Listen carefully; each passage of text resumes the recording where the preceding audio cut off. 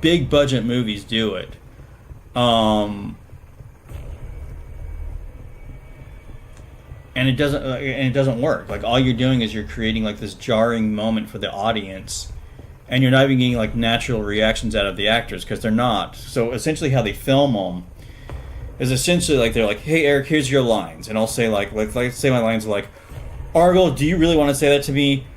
Oh, you're gonna say that? Don't talk about my mama, right?" So we got a few lines. So I'm just gonna say the lines. Argyle, you really gonna say that to me? Take a beat because there's no reaction.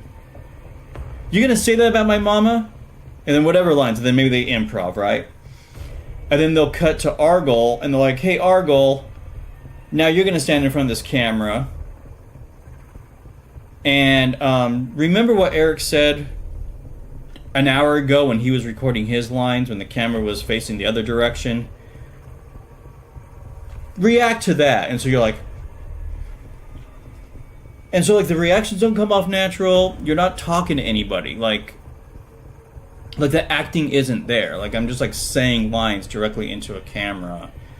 And it comes off as such. Like, so it's a camera setup, I'm talking to you and maybe you're talking to me, and so it's me talking directly to you and I'm like, "Hey, you are goblock, you really gonna say that to my face?" But like, you don't see the other person, so it's just like I'm talking directly into the camera, and then on the flip side then goes to our goal, but because he's not reacting to that.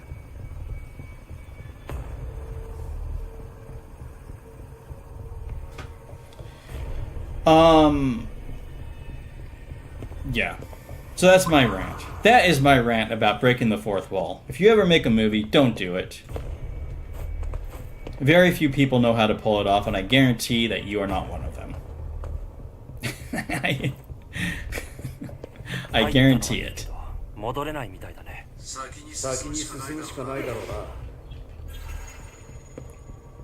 And I'm not one of them either.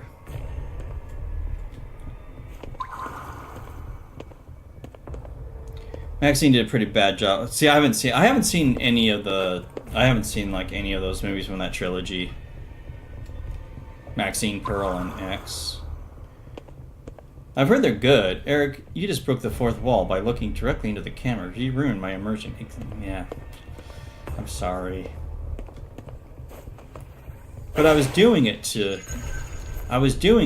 interact with the TTS you sent me. Where am I going?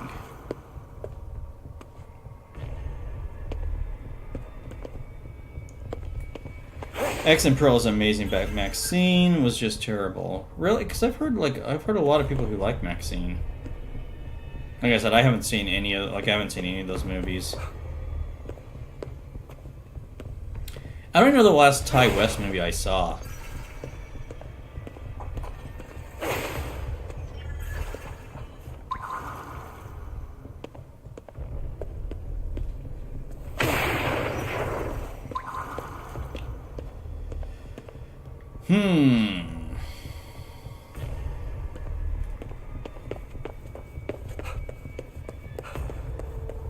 But I do need to watch those just because they're on.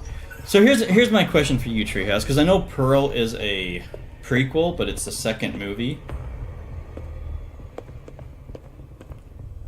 Do you recommend watching Pearl first, or do you recommend watching it in release order? So X, then Pearl, then Maxine.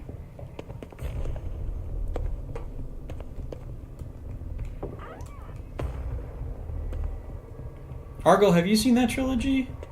No, watch X first.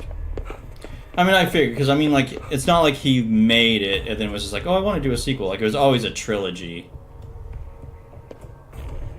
So I imagine he intends it to be watched in that order. In release order, but...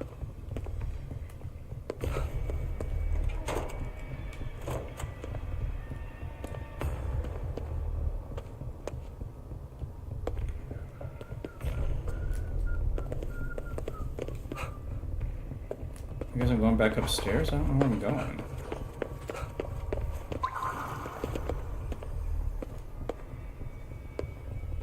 Bam.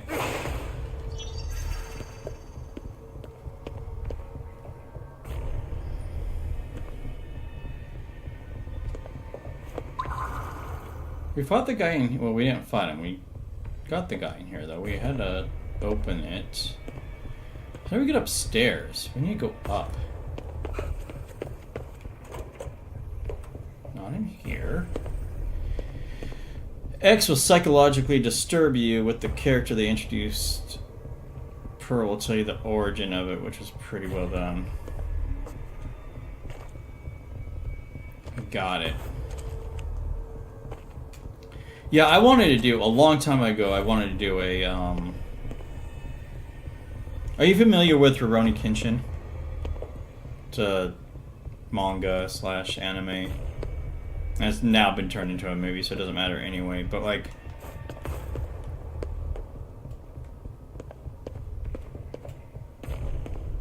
Years ago, I had a trilogy planned out for... Oh, now we can go up here. Years ago, I had a trilogy planned out for... No, I don't watch much anime.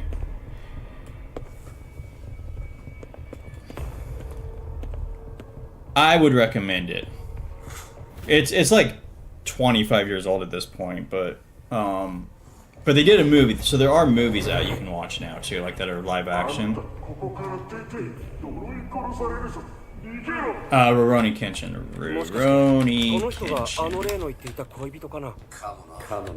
In some areas it's called Samurai. Oh my god. Samurai X.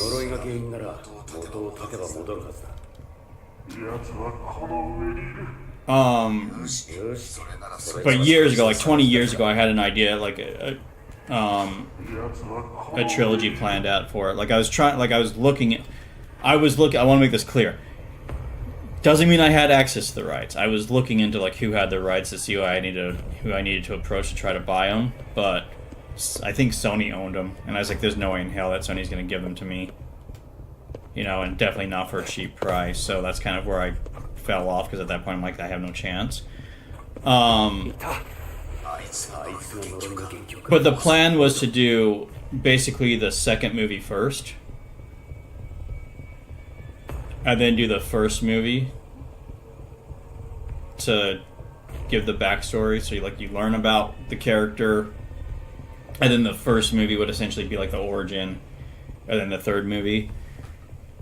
So it was like it was intentional. It sounds like that's what Tai did with the Pearl trilogy.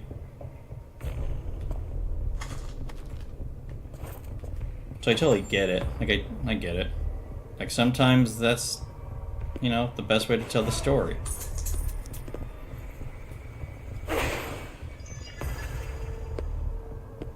But like I said, they did end up making a live action a couple of years ago. They made 2.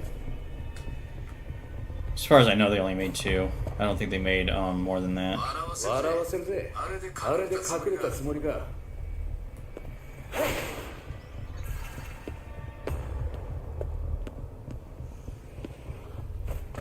And honestly, like the movies that came out were better than I could have done anyway. So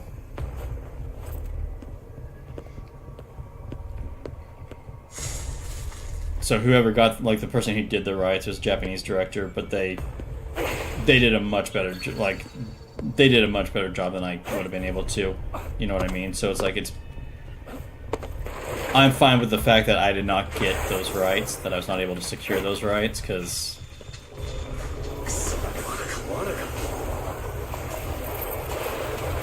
it got into better hands than I could have done.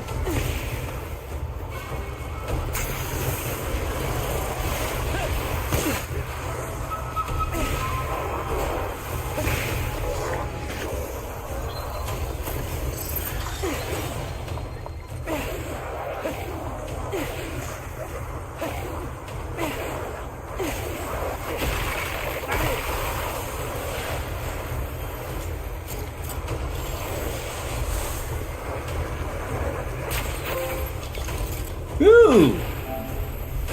Headshot trophy. Guys, I got a headshot trophy. Yes, that's true, but in X and Pearl scenario, they made sure that order-wise watching becomes a necessity.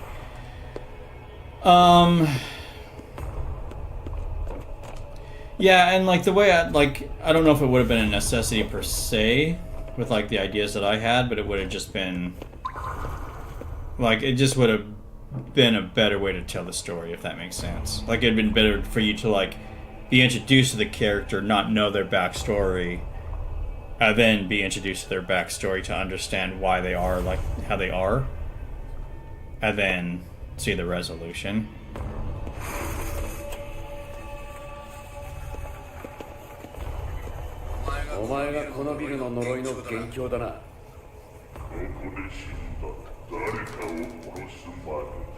To die here is to be bound in this place.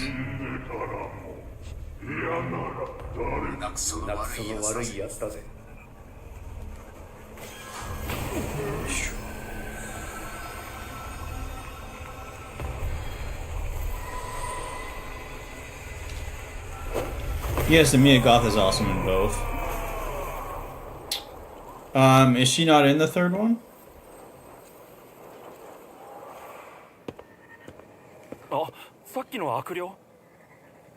She had a 10-minute no cut scene. Yeah, those long cuts. You know who did a really good no cut segment is Mike Flanagan when he did The Haunting of Hill House. I think it was episode 6. If you've seen that show. If you haven't seen that show, you need to watch that show. I'm still waiting for the result of that lawsuit of the extra that she allegedly kicked in the head on purpose. Oh yeah, whatever happened with that? It's probably still pending.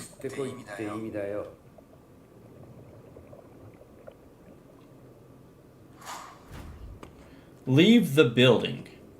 Okay. You're not welcome here.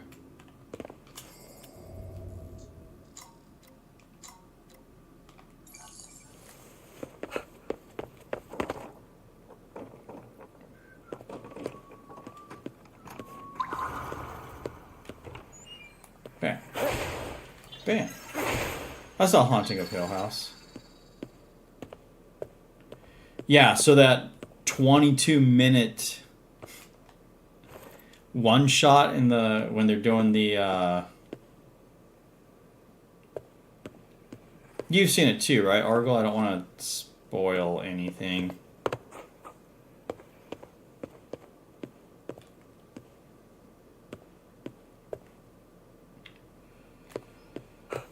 Yes.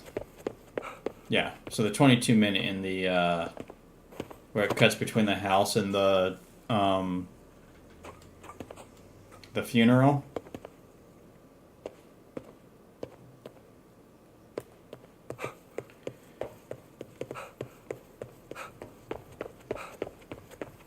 That was impressive. I can't even imagine, like... But I don't remember anything. Well, I'm sure you remember the 22-minute segment, right? I think they have a video of it on YouTube, too. Yeah, I think they did, like, a behind-the-scene, like, when it came out, they were talking about it. Literally nothing.